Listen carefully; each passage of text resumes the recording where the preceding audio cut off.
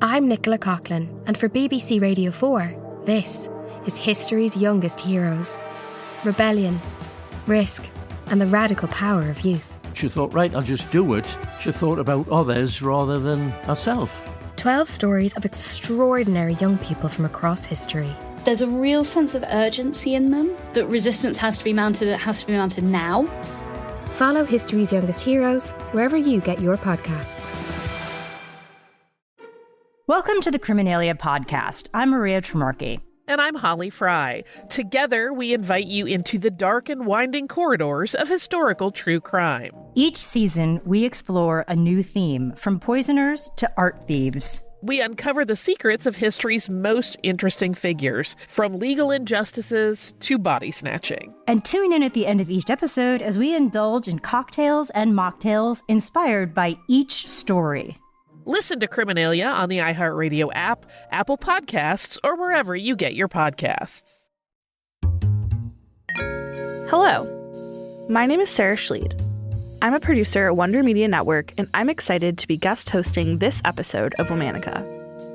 This month, we're diving into the Divas of history, examining how the label has been used from many angles, whether describing women pejoratively or with admiration. Today, a woman who played a passionate diva on stage, and, some say, in her real life too. An opera singer who could be both delicate and forceful, she became an artistic icon. Let's meet Maria Callas.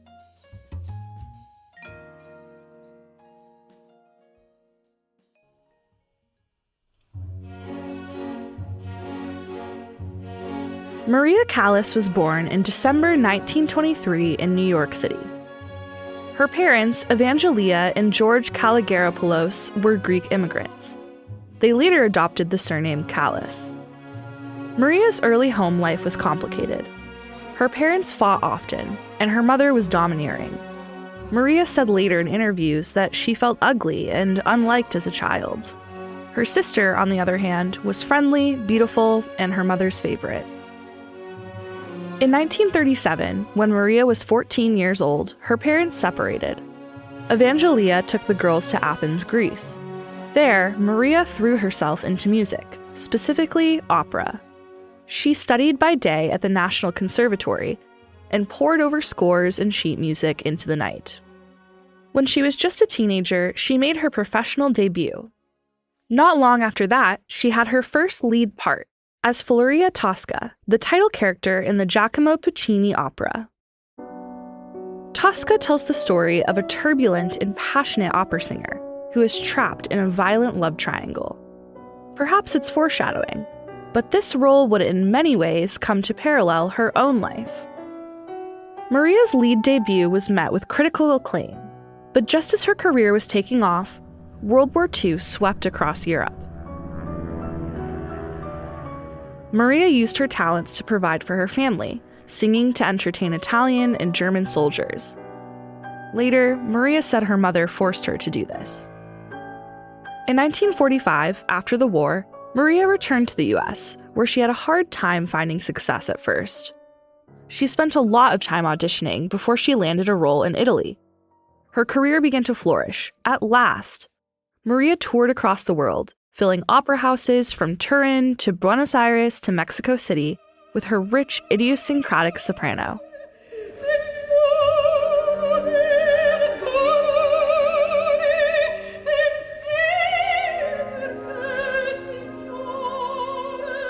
It wasn't long before entranced audiences dubbed her La Divina, the Divine One. Maria was at the height of her career, but her personal life was also center stage. She was known for her mercurial temperament and backstage antics. She was also known for a string of high-profile relationships, starting with Giovanni Battista Meneghini. The couple met in Italy in 1947 and married 2 years later. The wealthy businessman left his work behind to serve as Maria's full-time manager. That is, until Maria left him for another man. Maria later accused Giovanni of swindling her by putting all of her earnings in his name. She also felt financially strained by her mother, who wrote to her asking for an allowance. By the early 1950s, she had largely cut her mother off. In 1959, Maria struck up a romance with the Greek shipping magnate Aristotle Onassis. The affair lasted until Aristotle married longtime friend and recent widow Jackie Kennedy in 1968. Although some sources allege Maria and Aristotle continued their affair even after his marriage. Headlines around the world continued to focus on Maria's life and her voice. But by the late 1950s, Maria's voice began to crack. She struggled to maintain the higher registers needed to perform as a soprano, and with the power and projection needed to fill the opera halls she had once done with such ease. Some blamed her dramatic weight loss, which may have been due to drug use or even dependence. Others blamed the powerful roles she had taken on for straining her voice. It was later revealed she may have had a neuromuscular disorder, which would have affected her weight and singing as well. Whatever the reason, Maria stepped on the stage less and less. In 1965, she gave her final operatic performance, Tosca, the same role she had debuted in. And as a mercurial opera singer trapped in a love triangle, that bore many similarities to the life she had lived. After that, Maria spent a few years teaching master classes and performing in a farewell concert tour. She retired in the mid-1970s, by then having performed in upwards of 40 different roles. Maria lived her final years in Paris. She ventured out less and less, becoming largely reclusive, until she died from a heart attack on September 16, 1977. She was just 53 years old. Maria's brief life remains highly relevant today. Her recordings are often re-released, and Angelina Jolie portrays the troubled opera singer in a recent biopic. Critics and fans remember her as, quote, the definition of the diva as artist. All month we're talking about divas. For more information, find us on Facebook and Instagram at Womanica Podcast. Special thanks to Liz and Jenny Kaplan for having me as a guest host. Talk to you tomorrow.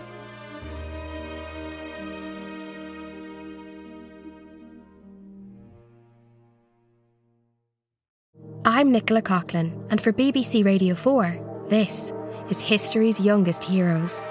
Rebellion, risk, and the radical power of youth. She thought, right, I'll just do it. She thought about others rather than herself. 12 stories of extraordinary young people from across history. There's a real sense of urgency in them, that resistance has to be mounted now. Follow history's youngest heroes wherever you get your podcasts. Welcome to the Criminalia podcast. I'm Maria Tremarchi.